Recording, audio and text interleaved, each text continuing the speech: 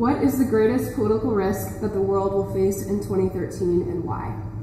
In our view, that is the lack of global leadership, in the sense the lack of a country that is willing to spend enough political, economic capital to solve existing issues, be Syria, be potentially rising geopolitical tension in Asia, to solve them and to tackle them. That is, at this point, in our view, the biggest risk that the world is facing.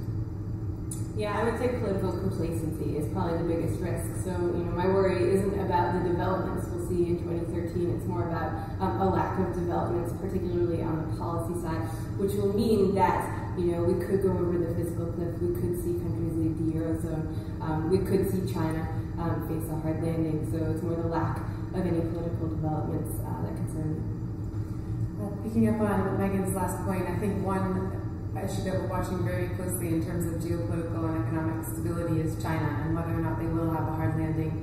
There's a lot we don't know about what's going on inside Beijing, whether they'll be able to manage the transition to a more consumer-oriented economy, and if they do, what that means for cyclicality and volatility. What was the Black Swan event of 2012? I think it was a positive, the Black Swan event, and it was basically the role of the ECB in trying to deal with the ongoing crisis of the Eurozone. It started in December 2011, and then it basically did it twice again in 2012. So that was basically the Black Swan for the past year. Yeah, I think the biggest Black Swan event was probably Hurricane Sandy in the U.S., which came at a difficult time right before the U.S. elections, had a huge impact on the U.S. economy. It's neither a black swan nor necessarily limited to 2012, but I think the biggest unforeseen trend that has affected the global economy is the development in shale gas and how that has affected the U.S.'s energy security and also its ability to be more protected from the global headwinds. In a historical context, do you feel that we are actually facing higher risks today, or have the risks simply changed? I don't think there's a huge change there. I think what is changed, the economic backdrop is weaker. The outlook is not particularly a good one. So obviously it makes the political pain even more kind of hurtful. But in terms of single risk, we don't see big differences with the past, at least the past couple of years.